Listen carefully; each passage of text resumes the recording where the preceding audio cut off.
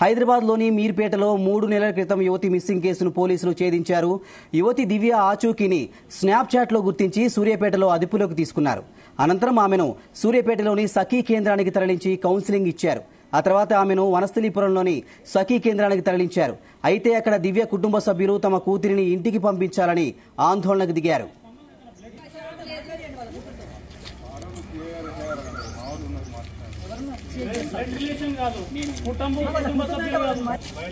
మేమేడా బతికినామో వాడేడా బతికిండో ఏమైనా సంబంధం ఉంటే పెళ్లి చేస్తామంటున్నా, కానీ తల్లిదండ్రులతో మాట్లాడనియరు. మేజర్ అందరికి మేజర్ అంటే అందరు గౌరవం డైరెక్షన్ ఇచ్చింది, కానీ ఎవడో అన్నోన్ పర్సెంట్ ఇది సఖీ సెంటర్ ఇంకేమైనా సెంటర్ అండి. 22 సంవత్సరాలు తల్లి పెంచి పోషిస్తే ఇప్పుడేమో రోడ్ల మీద పంపిస్తారా?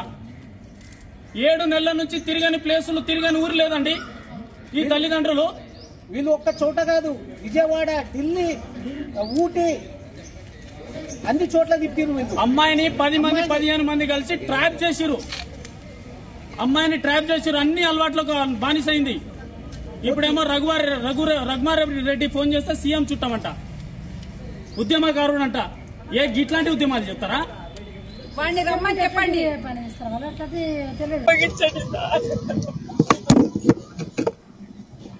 కొద్ది నెలల క్రితం దివ్యకు పెళ్లి నిశ్చితార్థమైందని, ప్రీ వెడ్డింగ్ షూట్ కూడా జరిగిందని దివ్య తల్లి తెలిపారు.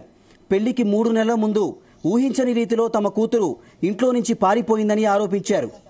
ఈ కుట్రలో అడ్వకేట్ మోహన్ లాల్ హస్తం ఉందని ఆమె తల్లి మండిపడ్డారు.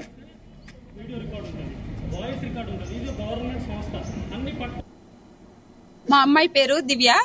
తన ఇష్టపూర్వకంగానే పెళ్లి సంబంధం ఒప్పుకొని ఆమె అన్ని పెళ్లి కార్యక్రమాలు అన్ని చేసుకుని బట్టలు అన్ని తీసుకుంది సార్. ప్రీ వెడ్డింగ్ కూడా చేసుకుంది.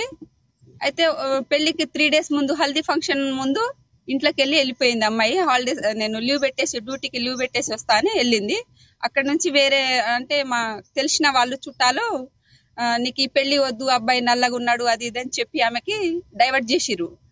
అయితే మాకు తెలిసిన చుట్టాలే మోహన్ లాల్ అని అడ్వకేటు, ఆయన మొత్తం అమ్మాయి మైండ్ మొత్తం డైవర్ట్ చేసి నువ్వు ఇట్లా వెళ్ళిపో అమ్మా అంత మేము చూసుకుంటామని చెప్పారు. అయితే షణ్ముఖ్ అనే అబ్బాయి నువ్వు చండీగఢ్ వెళ్ళిపో, ఇదంతా వెనక కథ అంతా మేము చూసుకుంటాము అని దివ్యని షణ్ముఖ్ మా ఇంట్లో అబ్బాయి రతన్ అని వీళ్ళు అమ్మాయిని బయటికి తీసిరు. బయటికి తీసినాక వాళ్ళతోనే ఇంట్లో వెళ్ళిన 3వ రోజు నుంచి పాప వీళ్ళకి మెసేజ్ చేస్తూనే ఉంది, కానీ నాకు మాత్రం చేయట్లేదు. అన్నకు చేస్తుంది, వాళ్ళ నాన్నకు చేస్తుంది, అందరికి చేస్తుంది.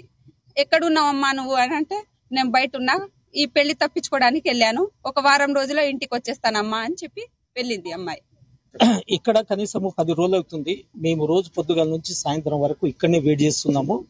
ఈ సఖీ సెంటర్ వాళ్ళు మాకు ఏ విధంగా అమ్మాయితోని మాట్లాడియడం గానీ కౌన్సిలింగ్ తీసుకోవడం గానీ ఏమీ లేదు.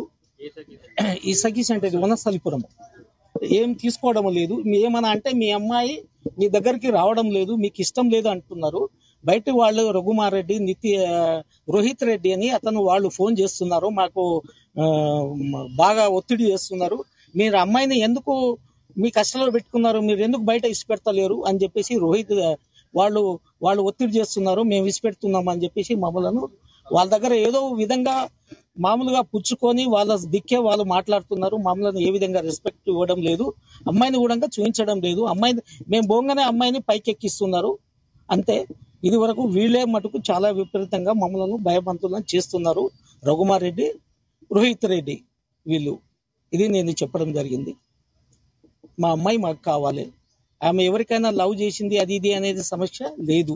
అలాంటి ఏమైనా ఉంటే చెప్పమంటే నేను ఎవరిని లవ్ చేయలేదు అంటున్నారు.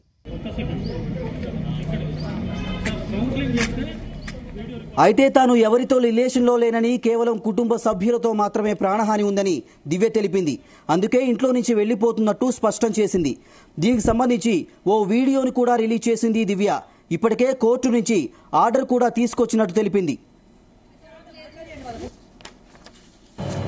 నేను ఇక్కడ సేఫ్గానే ఉన్నాను, ఎవరు నా కోసం వెతకకండి, అండ్ నేను ఎవరితో రిలేషన్లో లేను, మీరు నా రెప్యుటేషన్ కూడా బ్యాడ్ చేయకండి, అండ్ నా ఒక్కదాన్ని నేను సింగిల్గా ఇక్కడ జాబ్ చేసుకొని నేను ఉందామనుకుంటున్నా, నా కోసం వెతకకండి. If 1 or the other day if పేరెంట్స్ని ఒప్పుకొని నన్ను ఇంటికి రానిస్తే ఇంటికి వస్తాను, లేకపోతే నా లైఫ్ నేను బయటే చూసుకుంటాను.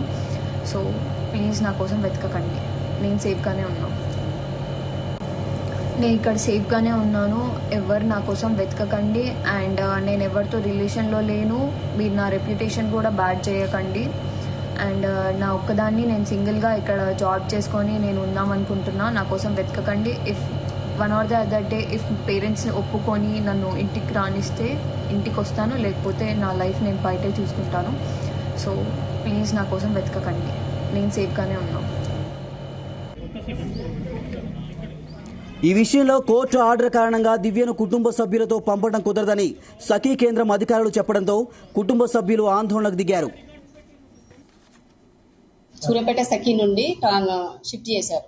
ముందు వాళ్ళు ఫోన్ చేశారు, ఇట్లా కేసు వచ్చింది మా దగ్గరికి, మీ అడ్రస్ అమ్మాయిది హస్తినాపురము, మీ రంగారెడ్డి సఖీకి అమ్మాయిని మా స్టాఫ్ ఇచ్చి పంపిస్తున్నామని పంపించారు. అమ్మాయి వచ్చిన తర్వాత అసలు మాతో మాట్లాడడానికి విల్లింగ్లో లేదు. చాలాసేపు ఏడ్చింది. ఎందుకంటే పేరెంట్స్ కూడా అక్కడికి వెళ్ళి గొడవ చేశారట, అమ్మాయిని కొట్టిరని చెప్పింది. అమ్మాయి ఒక హాఫ్ అన్ అవర్ సంధాయించిన తర్వాత అమ్మాయి ఓపెన్ అప్ అయి కౌన్సిలింగ్ ఇచ్చాము. కానీ రఘువీరారెడ్డితో మాట్లాడడానికి అమ్మాయి ఇష్టపూర్వకంగా మాట్లాడింది. మేమైతే డబ్బులు తీసుకోలేదు, డబ్బులు తీసుకోవాల్సిన అవసరం మాకు లేదు, ఇది అన్ని ఫ్రీ సర్వీసెస్ కాబట్టి మేమేం తీసుకోలేదు. ఒకవేళ అలాంటి ఏమైనా ప్రూఫ్లు ఉన్నాయంటే ఆయన చూపించమని అడిగాను. ఇప్పటి వరకు ఆమె కౌన్సిలింగ్ 19th రోజు ఒకసారి ఇచ్చాము. 20 రోజు మాకు వేరే కేసెస్ చాలా వస్తాయి కాబట్టి మేము అమ్మాయికి ఏం కౌన్సిలింగ్ ఇవ్వలేదు. 21st రోజు మా దగ్గర ఒకటి ఎంక్వైరీ ఉండే, మేము అదే బిజీలో ఉన్నాము. వాళ్ళ పేరెంట్స్ వచ్చేసి 3 days నుండి మేము వస్తున్నా కూడా నేను కూడా ఒక ఉమెన్నే కదా, నాకు కూడా న్యాయం చేయండి, నేను కూడా మా అమ్మాయితో మాట్లాడాలని మదర్ ఒక లెటర్ పెట్టుకుంటే ఆ అమ్మాయి ఇష్టంతోనే ఆ రోజు మాట్లాడింది పేరెంట్స్ తో. కౌన్సిలింగ్ చేస్తే వీడియో రికార్డ్ ఉంటుంది, వాయిస్ రికార్డ్ ఉంటుంది. ఇది గవర్నమెంట్ సంస్థ, అన్ని పట్టిష్టంగా ఉంటాయి కదా. ఒక్క రికార్డు పెట్టి తొందరగా పంపించండి బయట